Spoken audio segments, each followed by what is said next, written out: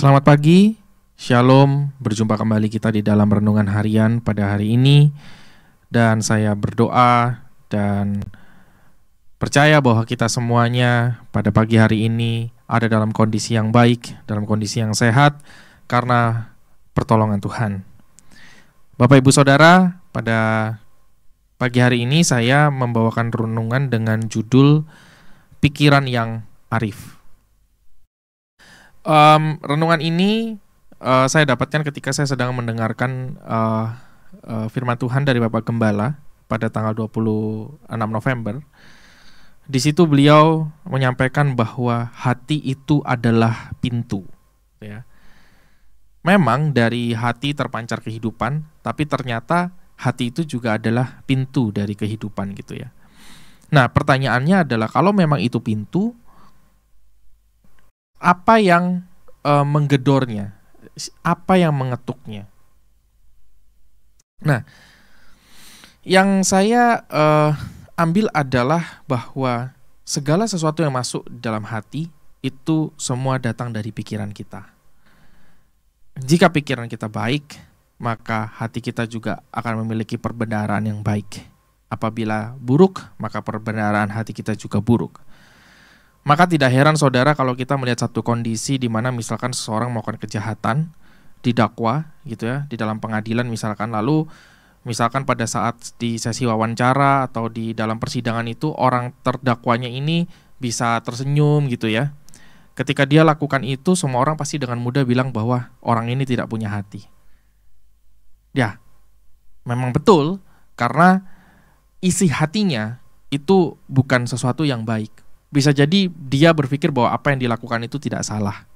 Nah, semua itu tergantung dari pikirannya, apa yang dia masukkan ke dalam hatinya. Firman Tuhan saya akan ambil dari Efesus 5 ayat yang ke-15.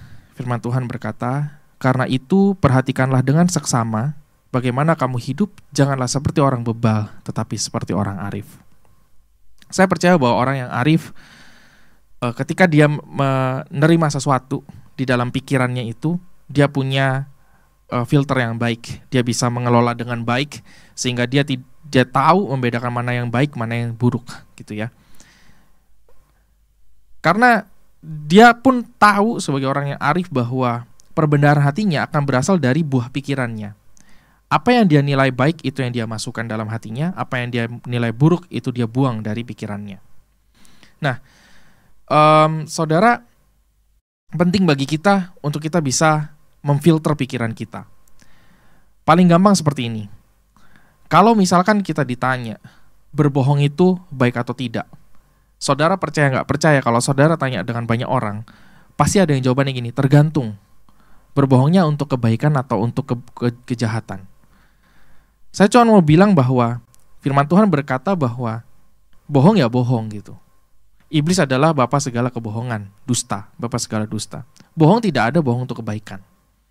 Nah, pikiran seperti ini yang mesti kita filter gitu. Jangan sampai kita lakukan sesuatu atas dasar membenarkan sesuatu dan kita simpan di dalam hati kita. Oh, kalau bohong untuk kebaikan gak apa-apa dong. Kita simpan tuh dalam hati kita. Akhirnya kehidupan kita mencerminkan kehidupan yang berbohong untuk kebaikan. Apakah itu pantas dilakukan oleh seorang anak Tuhan? Jawabannya tentu tidak, karena berbohong adalah tetap bohong. Jadi saudara, di sini firman Tuhan tegas berkata, perhatikan dengan seksama bagaimana kita hidup. Orang bebal itu orang yang dikasih taunya nggak bisa nurut, nggak bisa dengar, nggak dilakukan, nggak ditaati.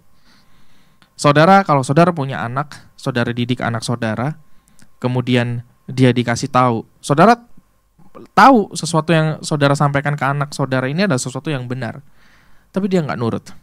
Apa yang terjadi? Saudara akan kesal. Bahkan lama-lama saudara emosi. Lama-lama saudara marah sama anaknya. Ya kan? Kenapa? Karena dikasih tahu nggak mau nurut. Nah, orang bebal itu seperti itu. Pertanyaannya, firman Tuhan udah banyak kali mengajar kita. Firman Tuhan udah banyak kali bilangin segala sesuatu sama kita. Firman Tuhan dari teman-teman kita di renungan, dari apa yang disampaikan dengan Bapak Gembala di ibadah, sudah banyak kali disampaikan. Pertanyaannya, kita dengar atau tidak?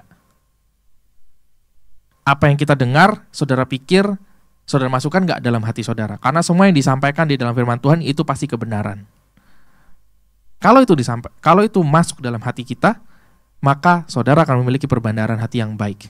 Dan saudara akan mengerti bahwa sesimpel berbohong itu ada sesuatu yang salah. Tidak ada berbohong untuk kebaikan. Dan hal-hal yang lainnya. Jadi saudara, pada pagi hari ini, saya tidak panjangkan renungan ini, tapi biarlah sepanjang hari ini kita refleksikan diri kita. Dari setiap hal yang kita lakukan dalam kehidupan kita dimanapun kita berada. Sudahkah kita menjadi orang yang arif? Sudahkah pikiran kita adalah pikiran yang arif? Memang terkesan terlalu muluk-muluk ya kalau kita dengerin firman Tuhan tuh kayak pikirkan segala sesuatu yang di atas, pikirkan hal yang murni, yang baik, yang ada di surga. Memang terlalu muluk-muluk. Tapi saudara, paling tidak, refleksikan diri saudara dan sejauh ini saudara nilai diri saudara masing-masing gitu ya. Apakah setiap firman yang saudara dengar, saudara taati? Jawabannya, saudara bisa temukan sendiri dalam diri saudara. Mari kita berdoa. Bapa yang baik, kami bersyukur pagi hari ini untuk firman dan renungan yang boleh kami dengar.